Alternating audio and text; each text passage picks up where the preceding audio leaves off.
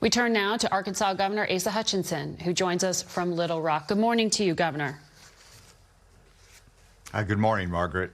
We've spoken before about this because after Sandy Hook and the massacre in Connecticut, you ran the NRA's task force on how to stop school shootings. So you've thought a lot about this. There was an armed officer assigned to the elementary school in Uvalde. And then you had a police force response where they did not confront the shooter, who was carrying an AR-15. In Buffalo, the armed guard who was at that grocery store confronted the shooter but was killed. In Parkland, Florida, there was an armed officer on site who did not intervene. Doesn't this show that this is an insufficient solution to the problem? Well, it certainly shows that you have to have multiple layers of security to protect the children. And there's also the factor of human error, and that's the reason that you've got to have different layers. You can't rely upon just one technique. School safety is something that we all have to focus on coming out of the incredible tragedy that we see in Uvalde.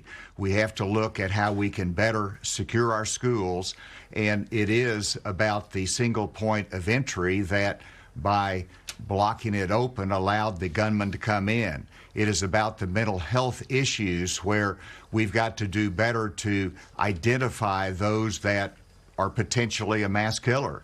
You've got to have our private sector internet providers to do better in using technology to identify these kind of dangerous, violent communications much quicker.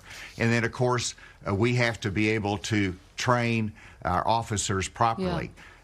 We're going to have to learn a lot more facts as to some of the things that happened in Uvalde.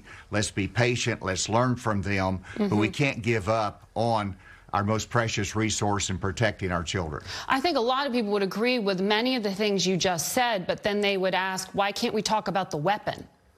I understand a lot of people may want a long gun to go hunting, but then there's this AR-15 style weapon, semi-automatic, not that good for hunting. The bullets travel 3 times the speed of sound. They literally blow bodies apart. That's what was used in Buffalo. It was used in Sandy Hook. It was used in Uvalde. Why not raise the minimum age of purchase to 21 from 18?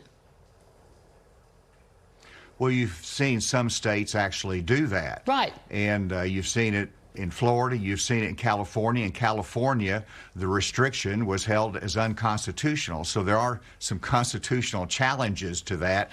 Ultimately, I think the Supreme Court is going to give us guidance on it. But you look at AR-15s. But you would endorse that? First of all, each one has to have. No, I want to give a little bit more history. AR-15s were around for 40 years before they were ever used in any type of mass killing or attack. And so it is about the human heart. It is about identifying the culprits and going after them. I think it is a discussion you can have. I come down on the point that that's not going to be the solution, and it's going to cause more harm than good. In Arkansas, for example, as you pointed out, the long rifles, we distinguish those, and those you can acquire at 18 because we hunt with those. It's a culture that we start when we're 14 or 15 here in Arkansas. And so that's an important part of it, and it's a step to go to the AR-15s and how you draft laws that would distinguish those. That'll be a part of the discussion. I come down, I don't think that's a solution, and we shouldn't focus on that. But the gunmen in Texas and in New York legally purchased those AR-15s. They didn't set off any kind of concern because they didn't have mental health issues that were on record. They didn't have criminal background checks. Are you saying that it was their legal right and should remain the legal right of anyone like them to go in and buy an AR-15? Well, an AR-15 is a semi-automatic weapon, just like, you have a semi-automatic pistol. It takes a pull of the trigger on each one of those. We ought to outlaw the bump stocks in ways that you can convert that from a semi-automatic to an automatic weapon. That is important to distinguish those two. It is an AR-15 style weapon. that has been used lately, but again, for 40 years it wasn't. And so why is this happening?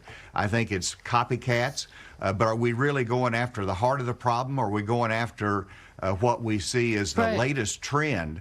And I think it's more important to protect the schools, invest in that. Let's do things that we can agree upon now, and I think that... Why does it have to be either or? Because I think people do want to look at all those other things you rattled off, like mental health, like school security. Let me ask you about something specific then. The shooter went into that room, that elementary school in Uvalde, with 660 rounds of ammunition and that AR-15 style weapon. That's more than 3 times what a U.S. soldier carries into combat.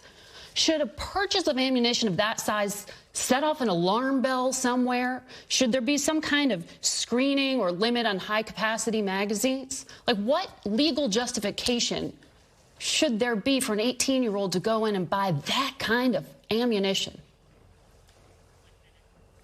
It sets off all kinds of alarm bells. So let me emphasize the point. You can do either or. You can't have the conversation about both. I think the senators that are coming together in a bipartisan way to talk about what we can agree upon is important. I've communicated with a number of governors. I would like to see a similar bipartisan working group of governors, Democrats and Republicans, seeing what is it we can agree upon that we can address this and learn from this. So yes, and whenever you're looking at the alarm bells, whenever you're looking at these very odd purchases, somebody just turned 18, something has to trigger an alarm bell. Somebody says, let's alert law enforcement to this. This is a concern. I do think we need to look at those type of triggers that can alert law enforcement. Well, we will look at limits on high-capacity magazines and the potential for what you just laid out. Governor, thank you for your time this morning. Face the Nation will be back in a minute, so stay with us.